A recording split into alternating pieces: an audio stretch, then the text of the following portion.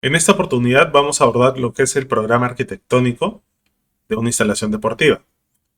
Esta imagen nos va a servir mucho para tener una idea general del tipo de espacios que se requieren en una instalación deportiva. En este caso están categorizados por el uso o por el usuario. Y no necesariamente se van a usar en todos los casos, ¿no? Siempre va a depender si se trata de un espacio de masificación, de entrenamiento o de competencia. Pero digamos que nos sirve para tener una visión general de qué espacios debemos considerar en una instalación y que no se nos vaya a olvidar porque sucede alguno de ellos cuando estemos proyectando una instalación deportiva. Todos estos tipos de espacios que les menciono los vamos a ver a mayor detalle en los módulos que están más adelante. Esto es para tener una visión general. Por eso los vamos a repasar de manera muy rápida. Los espacios deportivos cuentan con el área del juego, el área de sobrecarrera o de seguridad que suele estar alrededor del campo, el área complementaria, que suele ser este espacio que se suele usar para el área técnica, el área de suplentes, las áreas de calentamiento que suelen estar contiguas a estos espacios. Luego, los espacios complementarios para deportistas, la cámara de llamadas, por ejemplo, es un espacio que se requiere en ciertas disciplinas como atletismo, en el que los deportistas esperan a que los llamen a que participen en la competición. Los vestuarios que se necesitan en cualquier tipo de instalación deportiva, claro que las características cambian dependiendo de si es masificación, entrenamiento o competencia y el nivel de competición, cuando es el caso. Los espacios de recuperación suelen estar en espacios de entrenamiento y en espacios de competencia con un cambio importante en su alcance dependiendo de ese uso. Biomecánica suele implementarse en espacios de entrenamiento. Los tópicos son obligatorios en todo tipo de instalación deportiva. Los gimnasios y espacios de ejercitación en instalaciones de entrenamiento. Los espacios de capacitación también. Los espacios de alojamiento y alimentación cuando se trata de una instalación deportiva de entrenamiento que cuente con alguna especie de albergue o alojamiento requiere de estos usos, ¿no? Para concentración de deportistas. Ahora, espacios para técnicos oficiales normalmente son requeridos en instalaciones deportivas de competencia, en los cuales pues este personal requiere tanto de oficinas, vestuarios y un área de antidopaje que también es de uso de los deportistas. Ahora, espacios para organización del evento, como su nombre lo dice, para instalaciones deportivas, para espectáculos deportivos, en los cuales se requieren oficinas, salas de reuniones, salas de prensa, áreas de prensa, un espacio destinado al broadcast que es el responsable de la transmisión televisiva del evento, que requiere un componente importante de la instalación, tanto en área como en complejidad. Claro que eso depende pues del nivel de competencia, ¿no? Qué tan importante o qué tan relevante es el evento. Luego almacenes, que es un tema súper importante que no siempre van a ser permanentes. Muchas veces solo se tienen que habilitar espacios para generar campamentos que alberguen estos almacenes y instalaciones de seguridad o de monitoreo de la seguridad del recinto. Ahora, espacios para espectadores. Tenemos lo que son básicamente tribunas, donde van a estar los espectadores mirando el espectáculo, sus servicios higiénicos, el expendio de alimentos que recomendablemente tiene que ser lo suficientemente satisfactorios o que cuente con las características necesarias para que sea una experiencia adecuada de espectáculo, ¿no? Muchas veces, claro que esto depende del lugar donde cada uno de ustedes se encuentre.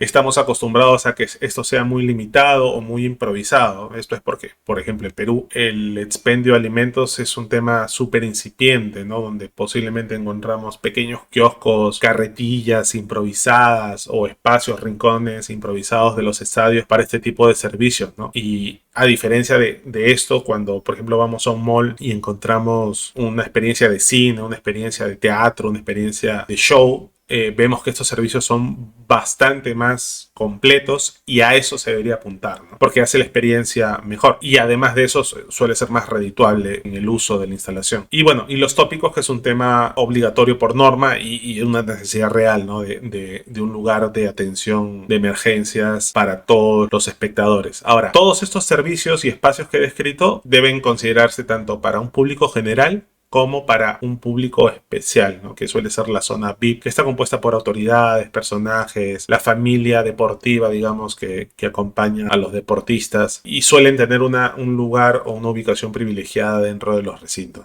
Ahora, los espacios auxiliares de operación y mantenimiento es un tema que, si bien suele ser secundario en el diseño de una instalación deportiva, en este caso me gustaría mucho hacer hincapié en la necesidad de que existan con una cantidad necesaria y una ubicación adecuada, porque suele ser la última rueda del coche, por decirlo de alguna forma, en su proyección. Entonces suelen ser insuficientes. Los depósitos de material deportivo, los depósitos generales, suelen ser insuficientes para el uso que se requiere y terminan usándose espacios inadecuados para cubrir esta necesidad. Entonces tenemos una instalación deportiva pues que posiblemente está ocupado algún pasillo o alguna zona de tribuna a veces para ocupar equipamiento deportivo que no tiene espacio donde ser guardado, o una zona maestranza donde se pueda reparar el mobiliario, el equipamiento que se malogra, o guardarlo hasta que se lleve a arreglar. Entonces suelen ser zonas que no se suelen encontrar en muchas instalaciones deportivas existentes. Ahora, las áreas administrativas, las áreas de monitoreo de seguridad regular, los vestuarios de personal y comedor de personal, algo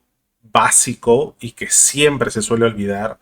Siempre se tiene que buscar recurrir a los usuarios finales para dimensionar adecuadamente la cantidad de personas que se van a requerir para la administración o la operación de la instalación y poder dimensionar esos vestuarios y esos comedores de manera adecuada. Bueno, luego tenemos lo que son las áreas exteriores, que si los espacios auxiliares de operación y mantenimiento eran la quinta rueda del coche, esta es la sexta, porque siempre suelen ser relegados y muchas veces, pese a que no suelan ser relegados en el proyecto y se proyecten de forma adecuada en cuando se están haciendo los expedientes de los proyectos, suelen sufrir siempre de recortes en su alcance, porque es lo último que se hace. Es lo último que se hace en una instalación deportiva, en la parte de la urbanización, ¿no? Cuando hablas de un complejo deportivo o algo grande. Y como suele ser la última parte, es cuando empiezan a aparecer las restricciones presupuestales, es cuando empiezan pues a intentar recortar el alcance porque el presupuesto ya se agotó o porque el diseño no contempló un costo adecuado para las intervenciones que se tienen que hacer. Por ejemplo, en los proyectos se suelen poner áreas sombreadas con muchos árboles y luego pues resulta pues que no se presupuestó adecuadamente o se plantearon plantones demasiado pequeños o especies que realmente no son como las proyectan los diseñadores y terminan pues siendo áreas perdidas que no tienen uso por la falta de sombra o la falta de mobiliario. Entonces es un tema con el cual se tiene que tener mucho cuidado para que las instalaciones sean adecuadas. Un público importante en una instalación deportiva, sobre todo en masificación en entrenamiento, son los menores, son los niños, los adolescentes que suelen estar acompañados de sus padres en muchos casos, o a veces pues cuando hablamos de un complejo deportivo de masificación pues esto termina siendo un mix entre área deportiva y área recreativa y muchas veces los espacios no cuentan con las características adecuadas para que funcionen como espacio de estar, para disfrutar el espacio y poder pasar muchas horas en ese lugar. Entonces se tiene que tener bastante cuidado con ello, ¿no? El listado tentativo de las áreas exteriores que se podrían necesitar son las explanadas, los estacionamientos, que bueno, eso es un tema normativo, capacidad o aforo de estacionamientos, las casetas de seguridad, que tendrían que estar ubicadas en lugares estratégicos para minimizar la cantidad de puntos de control, pero al mismo tiempo que sea suficiente para que funcione la instalación adecuadamente. Las boleterías, que se tiene que tener presente pues la época actual, ya no funcionan necesariamente como funcionaban hace varios años, no solo que no estamos acostumbrados a ellos por el retraso que suele haber en ciertos contextos. Entonces tiene que tener una implementación adecuada para que funcione pues con medios electrónicos, accesos a computadoras, controles de acceso. Luego tenemos, bueno, el tema de áreas verdes que ya les comenté hace un momento y ambientes para instalaciones. ¿A qué me refiero? Ambientes, bueno, acá debería decir espacios para instalación. A que muchas veces las instalaciones, como pueden ver en esta imagen de referencia, que es el complejo deportivo Andrés Avelino Cáceres de Villa María del Triunfo en Lima, Perú, donde se jugaron los Panamericanos en 2019, se requieren muchos espacios que podrían parecer perdidos, pero finalmente en un evento deportivo son muy necesarios para estas instalaciones temporales. Y bueno, estas son las categorías o tipos de espacios que uno podría encontrar en una instalación deportiva y como les digo, esto va a servir mucho para no dejar de lado algún tipo de espacio y también nos va a servir de referencia para todos los módulos que siguen más adelante en el cual vamos a ir abordando cada uno de ellos.